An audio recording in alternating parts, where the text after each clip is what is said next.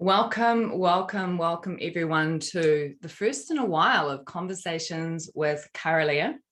Today, I'm going to be speaking to Matiu Te Huki, but before we dive in, let's just all take a breath to fully arrive. So Matiu, if you join me and just in your own way, shape or form, feel free to close your eyes, feel free to leave them open.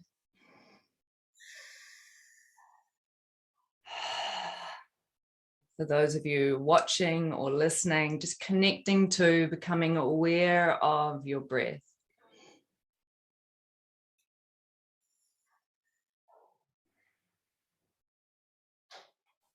And just noticing as you do that, whatever arises.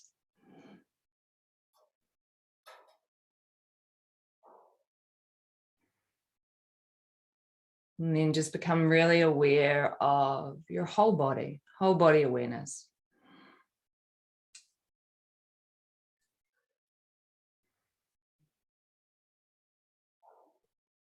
And finally, with that awareness of breath, awareness of body, just becoming aware of the space that you're in.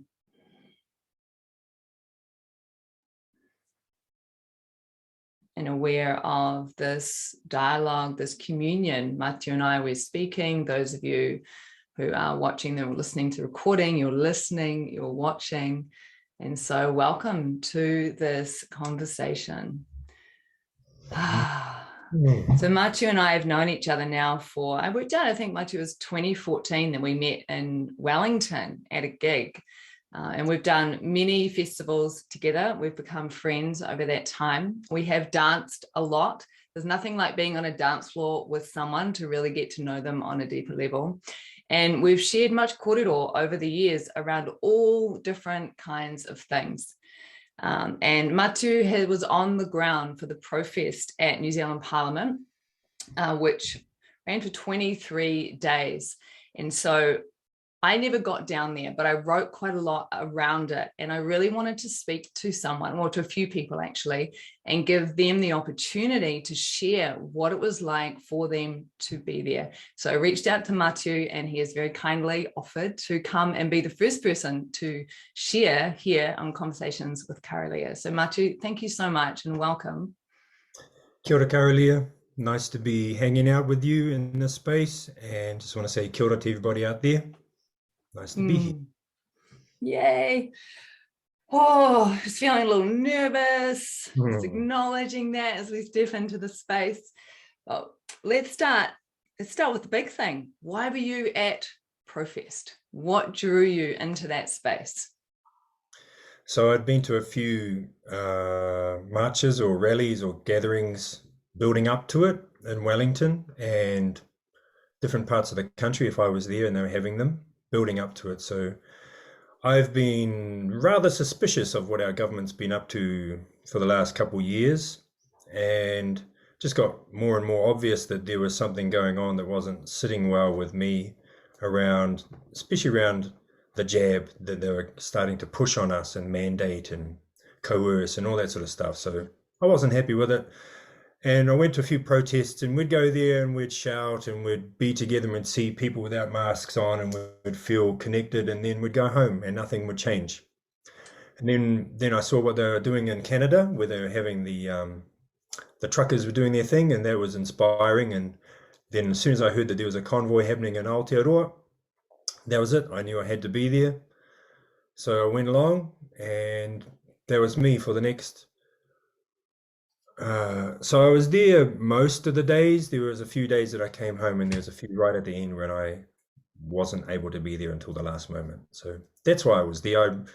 I'm really committed that we hold our government to account in everything they do, and when they're doing dodgy shit, then we definitely need to hold them to account, and that's how I feel about it.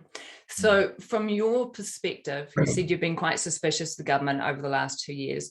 From your perspective, what do you believe or think or see is unfolding? Yeah, so when COVID first kicked in, I was a bit cautious. I was like, oh yeah, that sounds pretty full on. And then as it unfolded and it was clear that it had a 99 point something survival rate and we weren't all falling over and dying like they predicted we would, but they still stayed the course of locking us down and taking away freedoms and pushing mandates, and then making our kids have jabs and getting 12-year-olds to say that they could give their own permission to be jabbed with an experimental gene therapy, and then moving on to our 5-year-olds. And I have a 5-year-old. I was like, nah, no way, this is not cool. If everyone was dying, I'd be looking at it, but it's not been the case. So and then the fact that I've opened my eyes and researched, and there's a global agenda going on, I had to speak up and I had to stand up, and that's what I've been doing. Okay. So one of the things in this conversation is that I'm not going to go into at all what is happening or not happening, right? What we believe and what we don't believe. And I think that's important, because I'm more interested in what you see, what your perspective is, and what you feel. So I'm not going to dial into any of the things and explore it, because I want to stick to what it was like being in protest. And I want people to be able to hear and understand what your perspective is. So just to frame that in that way. So now I know what you're seeing and what you're responding to. So yeah. How did the mandates impact you personally? Did they impact you personally? Yeah, so I've been teaching in kindergartens and schools, and I've been teaching in lots of different places over the years, and I can't teach anymore because I choose not to be jabbed. It's impacted a lot of my work that I have been doing in the past, and it continues to impact things that I can't do and places I can't go. And even with my 5-year-old, he can't go to certain clubs or places or spaces, whether that's to do taekwondo or even to go and have a kid's birthday party at a swimming pool. Even to go to the library, we have to send him in, and he goes in and he gets the books and he drags a bag of books to the thing. And so there's a lot of impact that it's having on us as a family and for me as an individual. Okay. So given, like I say, not looking into what might be true and might not be true, given your perspective on what's unfolding, there's been a lot of impact, and you care deeply about that impact. You want to hold the government to account as such. Yep. And so from your perspective, the actions they're taking are not warranted because of what you perceive. All right. So you rock up on that first day. I don't remember actually the date that it was, February, maybe 15th. I think it was just after Valentine's Day. Was it earlier than that? Yep. Okay, so it must. We had Valentine's Day at Parliament. Okay, so it would have been the week before that. So it would have been like the 7th or the 8th of February. So you rock up on the first day. What were your expectations that would unfold on that first day? Did you go knowing that you were going to occupy the space, or were you just going for the day? Did you go with a tent? It felt like we were moving in, and yeah, especially when I saw the first tent pegs go on the ground, I was like, oh, that's a bit naughty. Are we allowed to do that? And then it just grew. Yeah, it grew. So the first couple of days were chilled and peaceful. And then it wasn't until, I think it might have been the 10th of Feb that the police, that I actually, because I was going in and out each night. And then I woke up and I saw video footage of the police being very violent and aggressive and tearing people out of the line. And there was this huge urgency for me to head in there. And that was the day that I really injected myself into it, because I ended up with a megaphone and encouraging people to stay strong, because there was a need to be strong in the face of all that aggression and that pushing and pulling, but also to not be violent in return. So we were singing songs and we were chanting, and I was just up and down the line with some other people and just encouraging them to hold the line, because that was the day that we really needed to entrench ourselves. And it was a beautiful day. It was a sad day, and it was a very, it was a day that the government showed how they're going to show up in such situations, and how they're going to use the police in such ways. Were you surprised though? I think that was a Thursday. Were you surprised from the perspective that from their perspective, they're seeing it as an illegal occupation? And so from their perspective, they're doing what they felt like they needed to do in order to move people on who weren't choosing to leave. So when you look at it from their perspective, were you surprised that the cops came in? And I mean, I'm guessing they thought they could just kind of go across the lawn and everybody would leave, but then obviously that didn't happen. Yeah, well, we were really clear that we were not trespassing, that it's public land. So that's the first thing. We were not trespassing. We were not breaking any laws. So they were actually breaking laws by being violent towards peaceful New Zealanders. So I was very shocked and very surprised that they were being so aggressive. And it was a full-on day, and that sort of set the tone for the next couple of weeks or however many days went on from there, just knowing that constantly we were under threat of being attacked by this well-equipped gang. So it sort of set the scene. So there was a stress level from that moment. There was a lot of trauma in a lot of people's bodies from that moment. Mm-hmm. So from your perspective, the protesters' perspective, you're there legally because it's public land, so you feel like it's okay for us to be here, and what they're doing is not okay, and they're the ones bringing in the violence, etc. Yeah, we were not aggravating anything. We were not instigating violence. We were being peaceful. People were sitting down chanting while they were being brutally torn out and brutally dragged away and brutalized. I'm going to use the word brutal because it was brutal. There were times that we were standing still and there'd be peace between us and the cops, and then someone would get a word from another cop and they'd come along, and a man would just go along and elbow really hard a whole bunch of men in the front line, hoping to get some sort of aggressive reaction. They were just being really petty and immature and nasty. Okay, so I think that was the Thursday. I think that was the third day, on the Thursday. So what I noticed is, I think I wrote the first article on it from my perspective on day 7, which might have been about the Monday. And on that particular day, when I was writing that article, I was watching the live feed. And as I was watching the live feed, writing the article, all of a sudden I heard your voice on the stage. And what you were asking for and saying very clearly is, we've got to love the cops. We've got to be compassionate towards the cop. And your message was so, I could really feel your center and your power as you're putting that message out. Do you remember that moment? Or was that one of many moments that you took the megaphone on the stage? It was daily. So I was emceeing daily pretty much throughout the whole thing. There was, I think maybe the day after the cops did that, things were wobbly because we need to remember that there was a whole bunch of groups that came together and did their best to co-create something out of nothing. And the day was wobbly, and people were just saying, Matiu, you need to get on the microphone and sort of bring people together. So from that moment, every day I would MC, especially in the morning, to bring people together. And every day, so I think the first day someone said, grace and evil cannot coexist. And that really hit a spot in me. So we were facing some evil energy, and we needed to be graceful with our thoughts, our words, our actions. So we sent love to those cops. We sent love to the politicians. We sent love to the people that had been hurting our fellow New Zealanders. So yeah, we really did our best to stay in peace and grace in the face of some pretty nasty and petty tactics coming at us. So whilst this was going on, like, I was voraciously reading the mainstream media, right, mostly stuff. And I was also watching some of the live feeds. I was watching some of the stuff that you were putting out, etc. And what I noticed was there was such a gap in perception in terms of what the mainstream media was perceiving or saying and what people on the ground were perceiving or saying. Do you want to comment on that at all?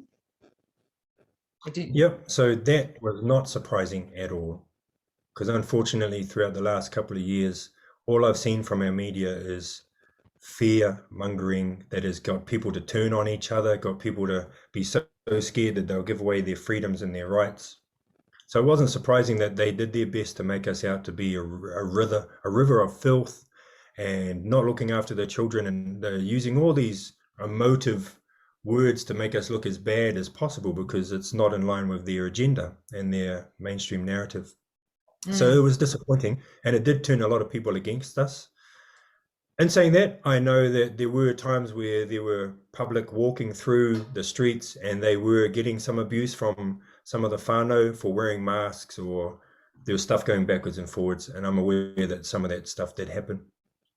I think it's important to remember there was a lot of pain in Parliament. There were people there that had lost jobs, that had lost freedoms.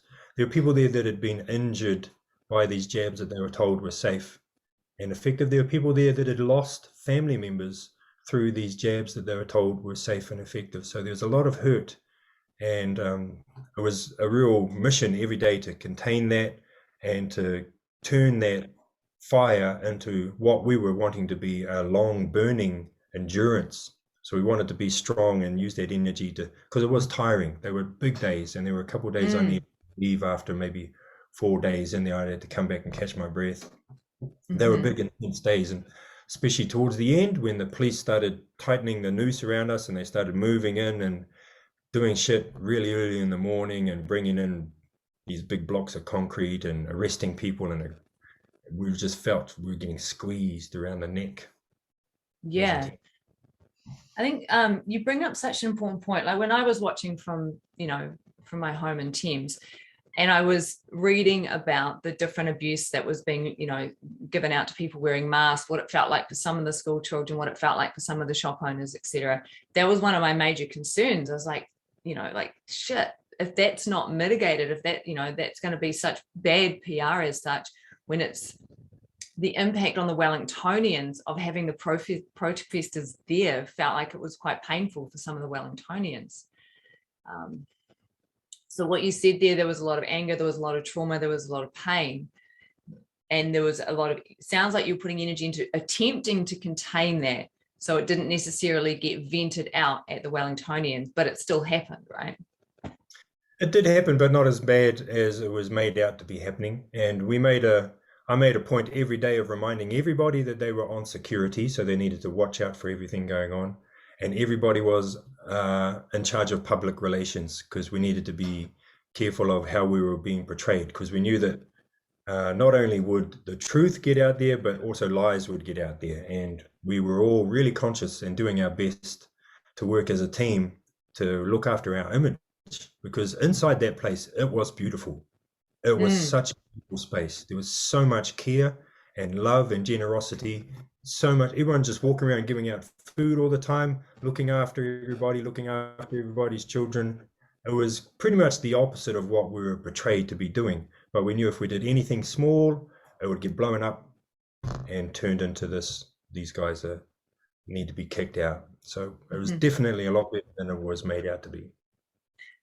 At any point, did you consider maybe inviting any of the mainstream media into the centre of the village to experience it from the inside and see if maybe they would report on that?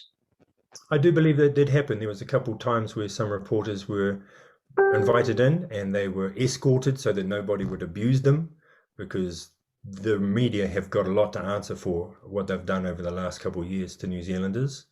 But there were a couple of times where they were escorted through and everything was peaceful and they had an opportunity to portray what was going on out there. I don't know what came of those stories. They probably weren't that popular.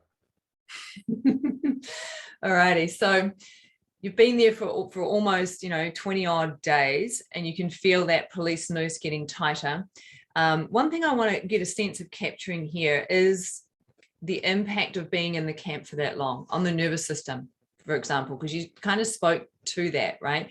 Is that, see if I can be succinct. If people are already traumatized, if people have already got a lot of pain, people already had a lot of anger coming into that space, and then they're in this high pressure situation where they're in the middle of a city with all of the different energies that come from being in the middle of a city, plus the cops are there, the noose is getting tighter, the showers got taken away, all these things happening. What was the mood? What was the vibe? Where were people at? Were people in fight, flight, or freeze? What was it in those last few days? It was a combination of the noose and the pressure, and also they were bombarding us with radiation the whole time. They had things, you could see them up on the roof of Parliament pointing down towards the people with EMFs coming at us. So all of that was going on, but at the same time, it was a healing space. It was a space where people would get up on stage and share their stories and be heard in a safe environment, and other people listening would feel like they had the same story. So there was so much healing going on there. People would be able to express what they'd gone through. So in some ways, the longer we were there, the more we became a village and the more we wanted to stay. And it was so beautiful to be there. So I want to make that really clear. We did not want it to end. We wanted to set it up. That's right. Oh yeah, we're building our own toilets. Oh, we got these showers. We're not going anywhere, first of all, until these mandates are lifted, but this is actually a beautiful way to be living. We love being here. So that was the main experience. But on the other side, it's like, oh fuck, they're getting closer and closer, and they're tearing out our toilets, and they're not letting the Portaloo truck come in and empty the toilets. They're taking the showers away. On one hand, they're saying how filthy we are, but they're actually doing their best to make it unsanitary and unsafe in there. So it's a combination of those. So yeah, I'd say in those last 3 days, those last few days in particular, people started to get sick. And I do believe it had a lot to do with what they were beaming at us from the rooftops. And that's when I had to leave. So my child and his mother were getting sick at home. So I had to come home and nurse her. And it was so stressful for me because I needed some rest, but I was nursing her and I was really feeling the pressure of what was going on at Parliament. But I needed to be there. She was really unwell. And every day, every morning I'd wake up hoping she'd be better so that I could leave. And there was like 3 days in a row where I couldn't leave, and it was really hurting me because I knew that they were getting closer. I knew they were building up their numbers. And on the very last day, should we go to the last day now? Let's do it. Yeah, it feels like that's where we're flowing. Yeah. So on that last day, I was like, fuck God, please let this woman be strong enough so I can leave and go back and look after my family, because I felt like I was playing an important role there and holding things together. And I woke up and she was looking okay. She was saying, yeah, I think I got this. I was like, cool. I looked at what was going on screen. Fuck, the police they got their riot gears on.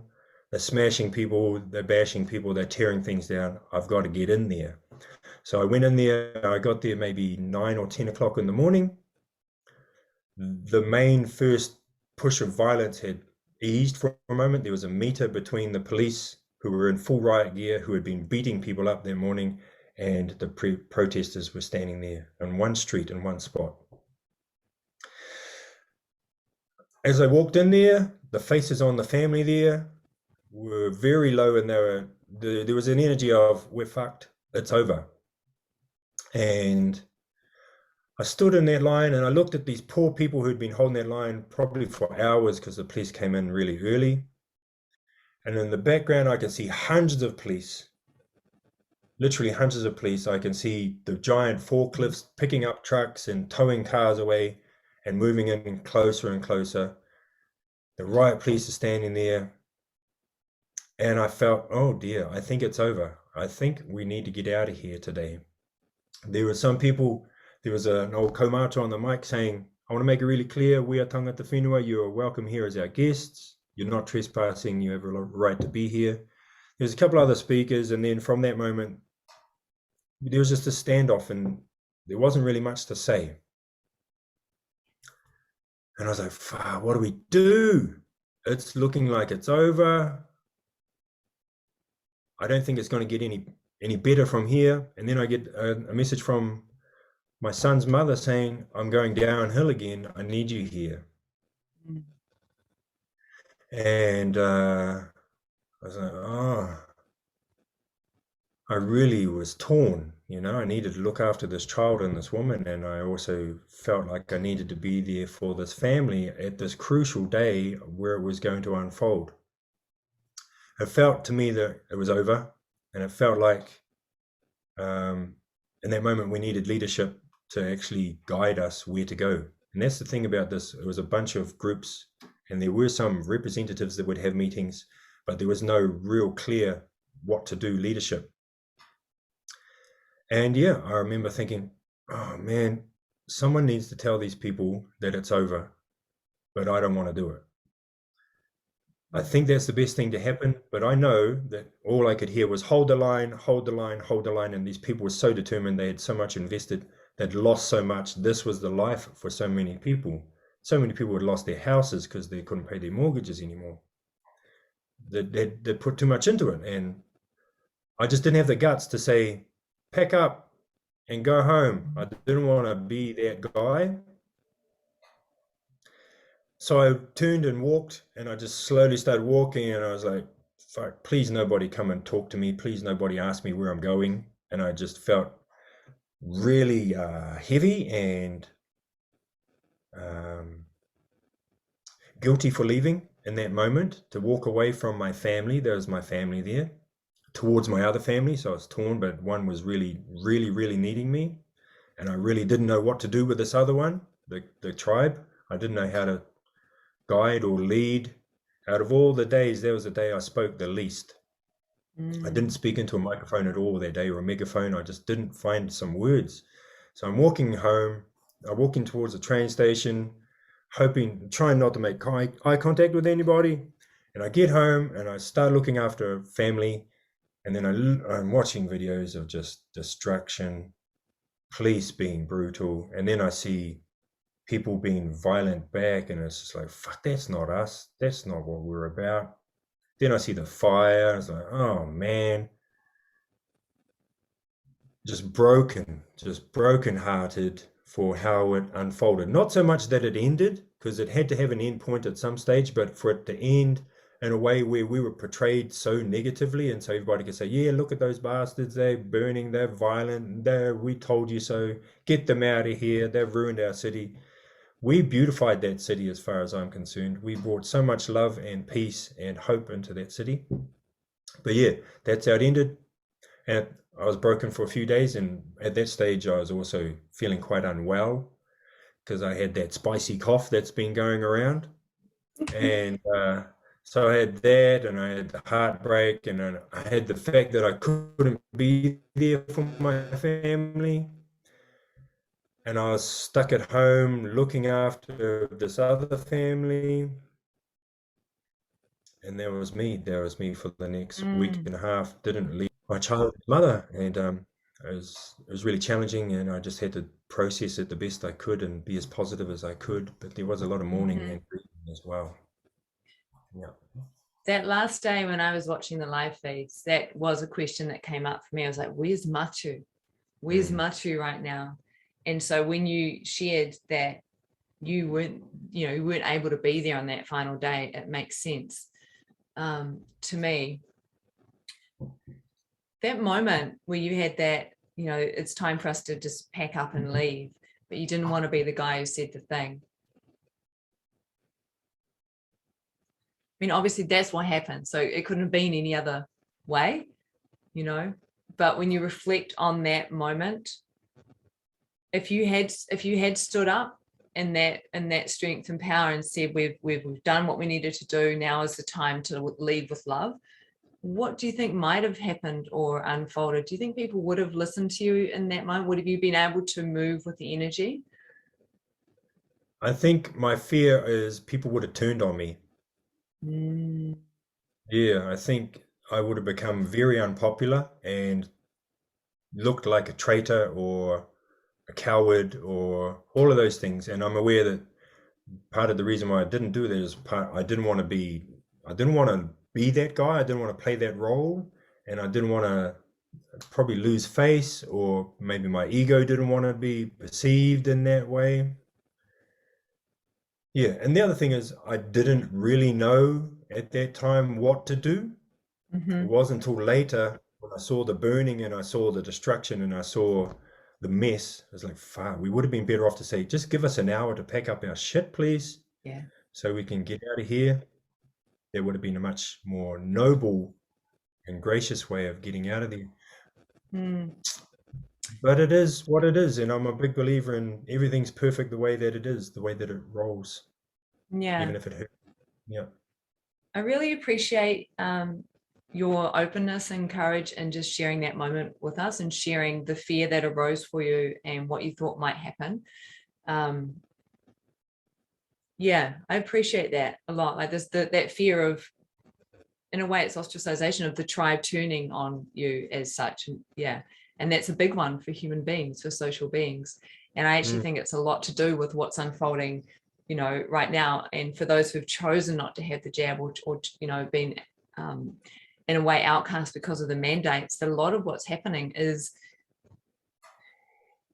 there's the deep trauma response of what it means to be rejected from the tribe that hasn't necessarily been acknowledged from the government or from society as a whole. So where to now with this? Where do you sit now? How do you feel about it now? Hang on, I just want to quickly say that a lot of us have felt rejected from the tribe of New Zealand for the last couple of years. Yeah. Yeah, not just figuratively, but literally, we have been rejected. We have been segregated. We've been banned. We've been ostracized. Have we've had our government encourage New Zealanders to turn on us, and that's our Yeah. reality, and that's why we showed up. What's that feel like, Matiu? Because I think this is an important point, regardless of what people believe, right? Yeah. Is like, how does it make us feel? And what you're speaking of there, what I'm hearing you say is a lot of people have felt rejected by the tribe of New Zealand. What's that feel like in your experience? What's it bring up? It brings up fear sometimes. I actually fear for my safety sometimes, especially being an outspoken and sort of well-known personality. I have concerns for my well-being at times. It makes me sad for the unity of our country, that we've been taught to turn on each other and turn each other in. So sadness and a bit of fear every now and then. Yeah, but in saying that, one thing that we got out of this movement is there's a tribe now. There's a real solid tribe of people that were there, and there was thousands that came throughout that 23 days, but also those that couldn't be there but supported us emotionally or sending food, clothes, money, whatever. So there's a strong tribe that's been built out of this movement, and it's strong. And I'm about to hit the road and play music, and people are hanging out together with like-minded souls. So there's been a real galvanizing of a particular type of human being in this country at the moment, who have really found fellow human beings that are willing to stand with them in the face of whatever. It's beautiful. So sort of segueing into where to from here, that's where I'm heading from now. I've realized that one of my roles, and it's something I've been practicing over the years, is bringing people together. And I'm going to go into towns, I'm going to go into communities and use music to unite people and to lift the vibration of their souls, because there's a lot of sadness out there and a lot of people are feeling brokenhearted over what happened. But so that's where I'm heading.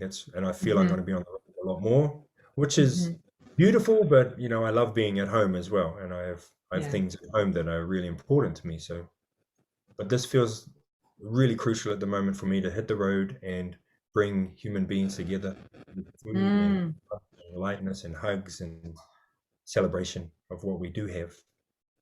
So one final question then, bearing that in mind, bearing what you said, that a lot of people feel rejected from the tribe. How then, as you gather with people, how do you make sure that you're not inadvertently othering or demonizing or rejecting those who might choose or prefer to wear masks, or those who might have got the jab, or those who might have different beliefs to you? How do you remain inclusive and accepting of all without becoming entrenched in your position?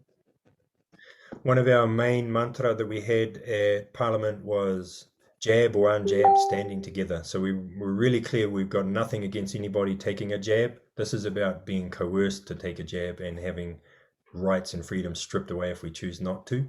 So we're really committed. I'm really committed that everybody's welcome together whenever we want to gather. It's pretty much, there will be no masks wherever I'm going. I never wear masks. I'm exempt from wearing such things that are bad for my health, as far as I'm concerned. So there's no judgment on whoever wants to come and hang out with us. That's the thing we had at Parliament. We were all really different, and I feel like our differences were our strength. We had such a diverse group of human beings there. There were people there that believed in all sorts of different things, different faiths, but we co-created a beautiful experience together by bringing our differences to the table, and that's what made it so rich, rather than everybody believing the same thing. So I'm all about dialogue. I'm all about empathy for where people are at and their choices and their beliefs and all that sort of stuff. And I'll continue to do that. So if someone rocked up to one of your events and really wanted to wear a mask because it made them feel more comfortable and it make them feel safer, would they feel comfortable coming into a space where not many people or no one else potentially is wearing a mask? Would they feel welcomed and allowed to do that, to wear a mask by choice? Yeah, we would make them make it really clear that they are welcome. What I do know is the more people, when people walk into an environment like that, quite often they feel liberated to take their mask off. Mm-hmm. Yeah, and I think we're going to see, and we're seeing it now more and more, the COVID narrative is disintegrating. Yeah. We're realizing that everyone's been jabbed and they're all getting it anyway, and it's not killing as many people as we said. And I think more and more people are gradually going to go, this is not stacking up. And I think more and more we're going to see a lot more people seeing through the lies that we're being told by our government, which is actually a corporation. Matiu, thank you so much for sharing your perspective and coming in and just being you and with what you bring. I really appreciated hearing and feeling that you're at the ProFest in the way that you do ground that energy of love and compassion and care. From my perspective, that's the most important thing. You know, no matter what we believe, if we can come together in love and respect each other's beliefs, then I feel like that's what the country needs now, is to heal, is to come together. So as you travel around the country doing exactly that, may all beings come together in that room with you, and may all beings be free. Kia ora, sister. Thank you for this kōrero, and thank you for sharing what you share. I really admire all your offerings that you've given over the years, and it's been a real pleasure to sit here and kōrero with you and feel free to share what's my truth with the people. I just want to thank everybody for listening, and thank all those that showed up in whatever way you did for what we did at Parliament. It was a beautiful experience. It was not a failure. It really changed the shape of this country, I believe, and will continue to ripple out in all the beautiful ways. And for anybody out there that didn't get down with it, that's okay. You're allowed your own beliefs as well, and I send love to you regardless.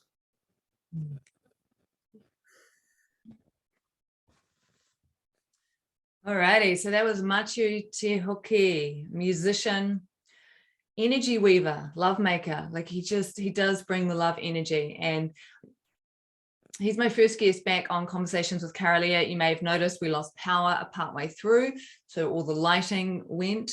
Luckily, I was able to hook back in using the phone. Just a couple of words on how I held the space in that particular interview.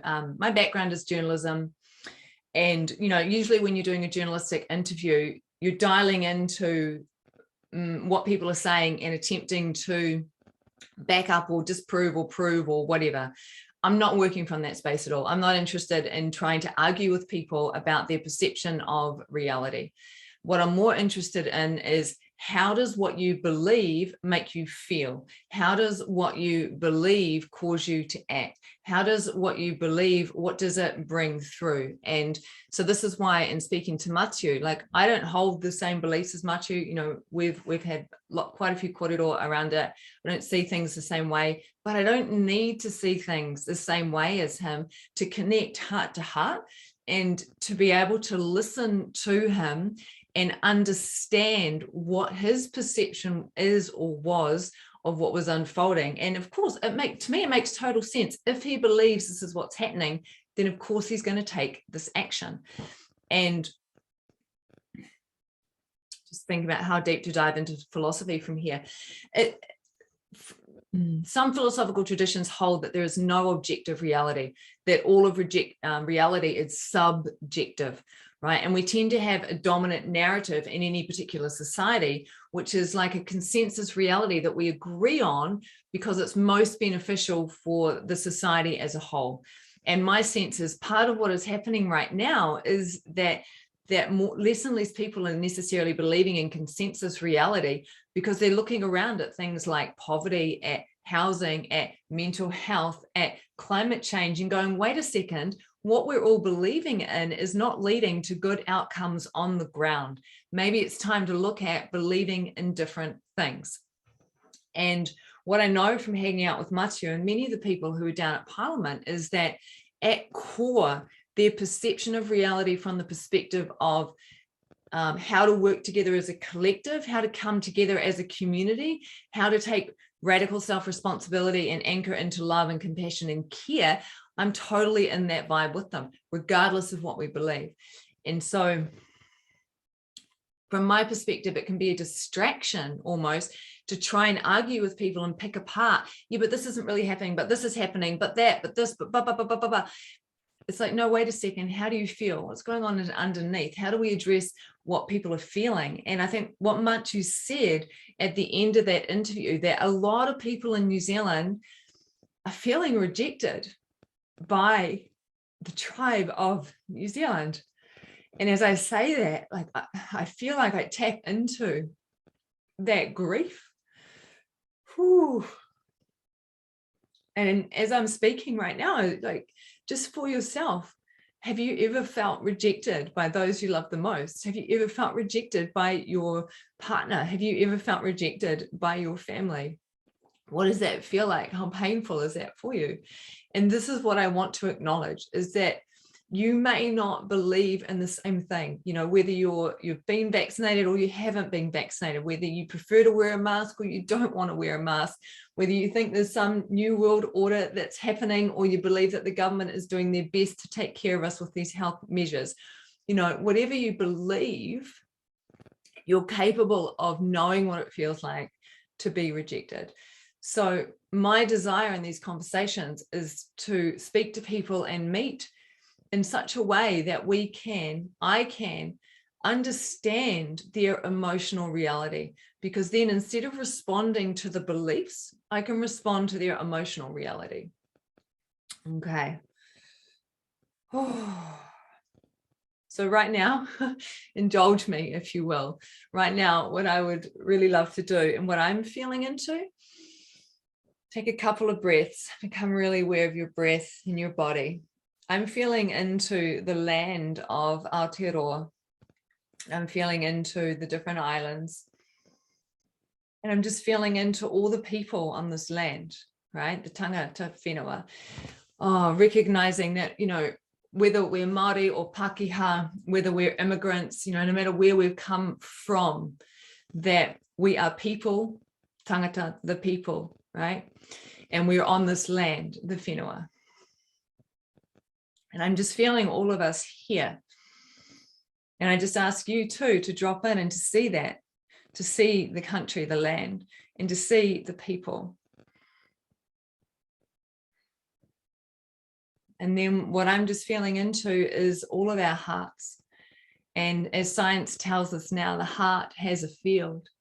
The heart radiates out. And I invite you to just feel the radiating hearts of 5 million people on this land, right? Our hearts all beat the same. At heart, all humans have the same ultimate desire. They want to be loved. They want to feel like they belong. They want to feel like they've got something of value to contribute, right? This is what makes human beings feel good. So I just want to connect in for a moment, feel the hearts of everybody here, and invite you to do the same, and to recognize that when you meet with your friends and you meet with your family, don't worry so much if they don't believe what you believe. It's okay. It's okay to believe different things, right? What I invite you to do is to feel their heart, to feel the emotional reality of what they're going through, and to meet them in that space. All right. My name is Kara-Leah. This has been a conversation with Kara-Leah and Matiu Te Huki. I will be back with some more people who are on the ground. I feel like this is a flashpoint for our culture, for our country, for our history. And I feel that how we respond to this is really, really important. And it is going to determine what happens as we go forward as a nation. So join me for more of these conversations over the coming weeks, and sending so much love to you all.